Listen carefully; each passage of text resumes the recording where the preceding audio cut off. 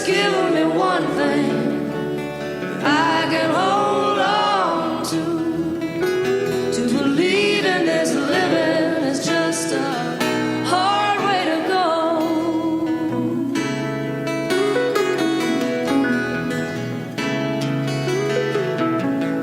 When I was a young girl, I had no cowboy.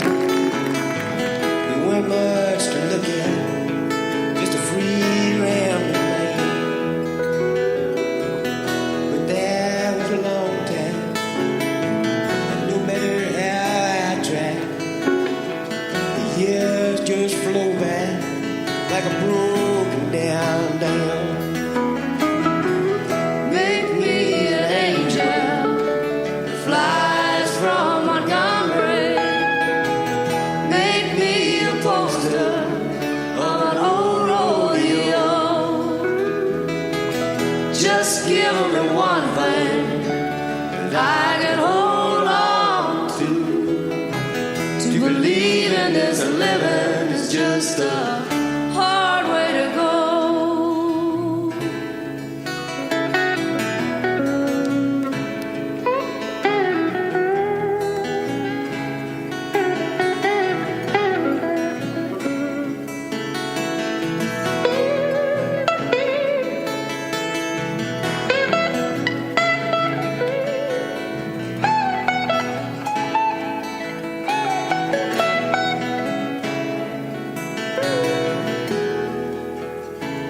There's flies in the kitchen. I can hear 'em, they're buzzing. And I ain't done nothing since I woke up today. How the hell can a person gonna work in the morning, come home in the evening, and have nothing to say?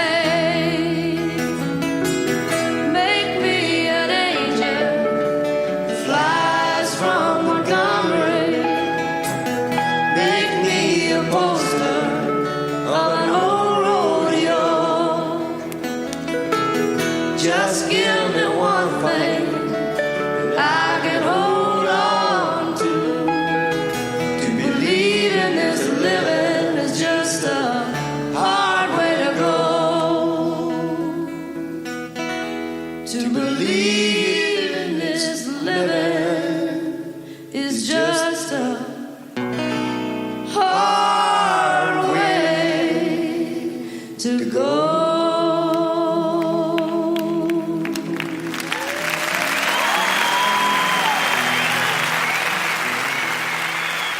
Hey, this is Ben. We're doing a show, Dan and I, on two guys talking shit. But we had some problems lately with the censors about the name. So it's called G2 now. And we're going to talk. And we're going to call Dan, my good friend Dan Nolan. And we're going to talk about stuff. Let me get his number. And we're going to try calling him now. Recent calls. Let's call Dan.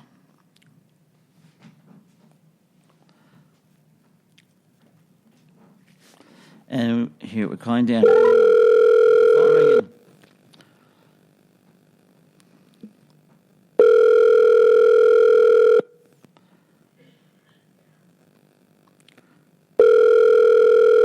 Come on, pick up, Dan.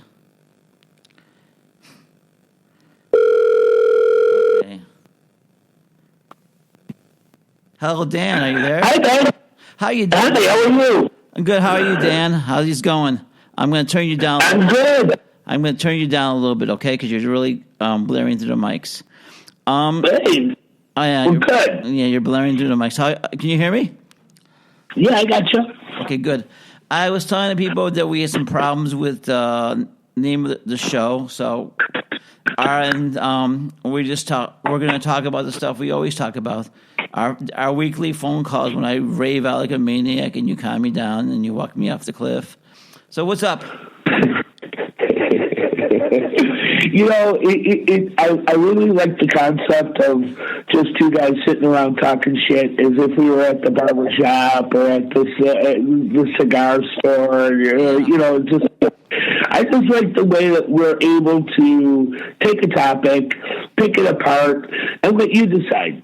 I really like what we got going here. I think so. It's a good thing. I mean, we opened with John Pride today. Give Me an Angel. Oh, cool. And I saw him on TV today, and they're doing people who passed away in 2020, and I figured that's a good song. And so, what's up, my friend? What's up with you? I've been here, there, and everywhere between Griffith and Indianapolis and Tinley Park.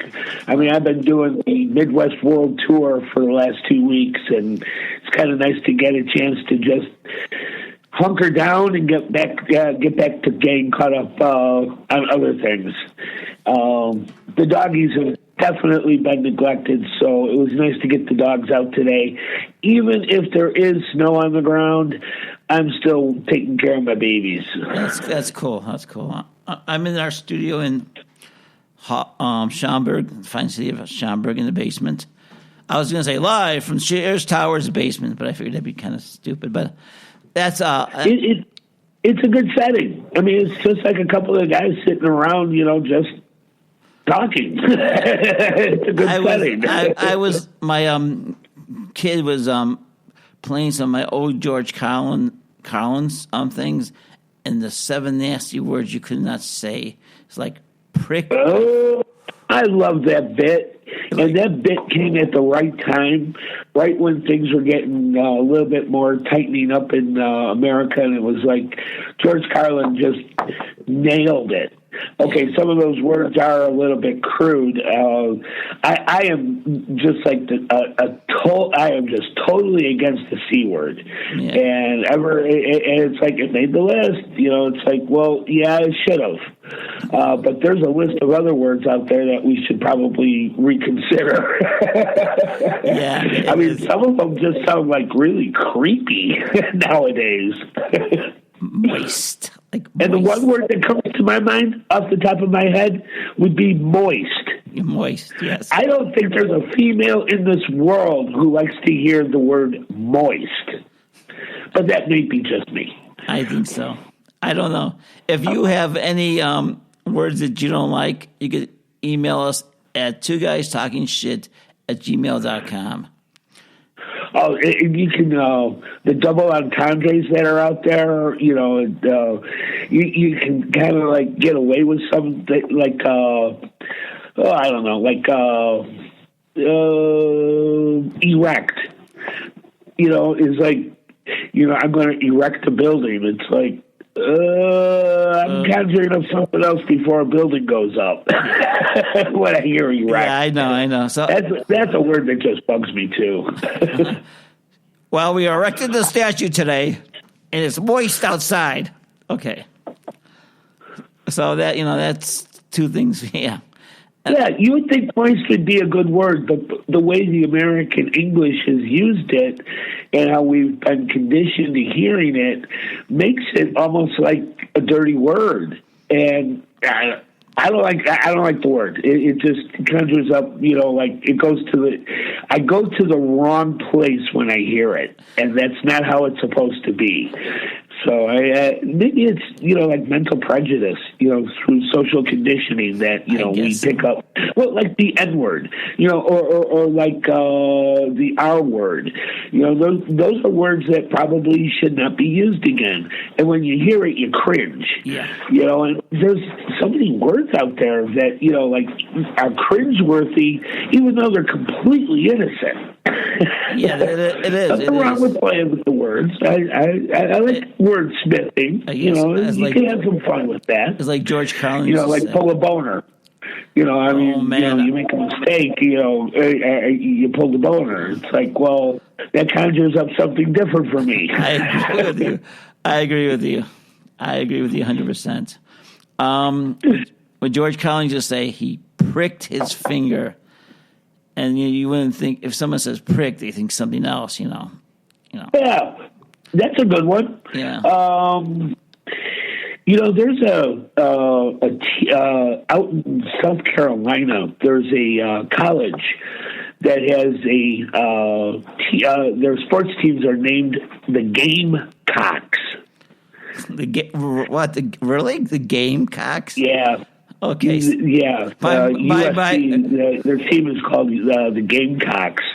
And like, ooh, I think those are birds, but not getting there. I mean, when you said the Gamecocks, my mind kind of wandered into something where I shouldn't be wandering, you know. But that's just me. I think if I was going to put another word in the list of moist, it would probably be gash. Gash? I think that's just like one of the hard. I would almost want to make that part of the 8. You know, 7. Make the 7 into an 8. I think gash is like the most derogatory term out there, even though it just means a cut.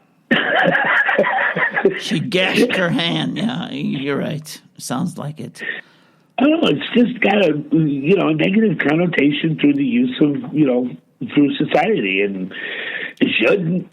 It's just a gash. It's cringeworthy. It's like, okay, you need to give me more than it's just a gash. Yeah. You should be able to conjure up a cut on your thumb or something. Do you go there first? I don't know. I never thought about the word gash till you brought it up. So I mean. Oh, and the new word. I want to go manscaping or landscaping. It's like I'm glad that they've put a term on taking care of your body that way. But manscaping sounds like you're just like coming out bald. You're like, it's all gone. It's like, might be for some. Oh, I don't know. Manscaping. That sounds really. Manscaping, yeah. Well, horny. That's another one that I don't know. It's kind of neutral to me, but I would think horny would be another word up there. It conjures up something that you might not be talking about. Like a horny toad or a horny plant, or it's like horny. I think horny conjures up something a whole lot more different than toads nowadays. I agree with you. It's weird how the words kind of grow their own meaning and their own inflection, and it's up to the listener to kind of like cipher through that, because it becomes a distraction. Like bone. It is like another word. Yeah, it's like, well, bone is kind of like a rough way of saying sex, or something you give your dog when he's a good boy. It's a tricky world out there. Watch your words. Well, we should let people know that if they have any words they don't like, they can send it to us at 2guystalkingshit. Yeah. Send them in. Even if it's something like backdoor,